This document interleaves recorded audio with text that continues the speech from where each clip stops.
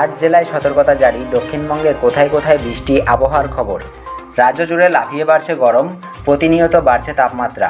দক্ষিণবঙ্গে ইতিমধ্যে তাপমাত্রা পেরিয়েছে 40 ডিগ্রি। একাধিক জেলায় জারি হয়েছে তাপপ্রবাহের সতর্কতা। এরই মাঝে আরও খারাপ খবর দিল আলিপুর আবহাওয়া দপ্তর। শুক্রবার থেকে রবিবার পর্যন্ত 8 জেলায় কোনো জায়গায় অতি প্রবল তাপপ্রবাহের পরিস্থিতি তৈরি হতে চলেছে বলে জানিয়েছে হাওয়া অফিস।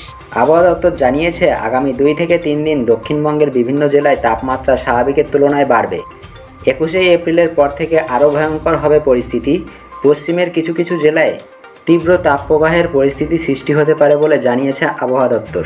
হাওয়া অফিস জানিয়েছে, শুক্রবার থেকে রবিবার পর্যন্ত পূর্ব মেদিনীপুর, পুরুলিয়া, ঝাড়গ্রাম, পশ্চিম মেদিনীপুর, বাঁকুড়া, পশ্চিম বর্ধমান, পূর্ব বর্ধমান এই 8 জেলায় কোনো জায়গায় অতি প্রবল তাপপ্রবাহের পরিস্থিতি সৃষ্টি হতে পারে। এর জেরে কমলা সতর্কতা জারি। শুক্রবার দক্ষিণবঙ্গের কোনো জেলায় বৃষ্টির সম্ভাবনা নেই। বৃষ্টি হবে না আগামী 2 দিনও। আজ কলকাতা ও আশপাশের এলাকার আকাশ পরিষ্কার থাকবে। সর্বোচ্চ তাপমাত্রা থাকবে 40 ডিগ্রি সেলসিয়াস ও সর্বনিম্ন তাপমাত্রা 29 ডিগ্রি সেলসিয়াসের আশেপাশে। আর্দ্রতাজনিত অস্বস্তি বজায় থাকবে, তবে নতুন সপ্তাহে কিছুটা গরম কমাতে পারে বৃষ্টি। আবহাওয়া দপ্তরের সূত্রের খবর, সোমবার বৃষ্টির সম্ভাবনা রয়েছে দক্ষিণবঙ্গের একাধিক জেলায়। বজ্রবিদ্যুৎ সহ বৃষ্টি হতে পারে উত্তর 24 পরগনা, দক্ষিণ 24 পরগনা, পূর্ব মেদিনীপুর, পশ্চিম মেদিনীপুরের কোনো জায়গায়। মঙ্গলবারও এই সমস্ত জেলাগুলিতে বৃষ্টি হতে পারে।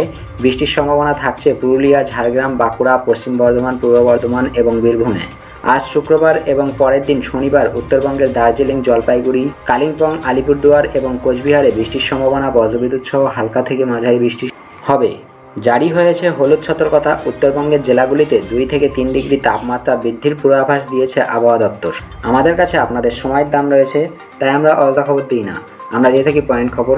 আমাদের এই শর্ট নিউজ আপনাদের কেমন লেগেছে তা নিচে কমেন্ট করে জানাবেন। ভিডিওটি ভালো লাগলে অবশ্যই একটি লাইক এবং সাবস্ক্রাইব করবেন।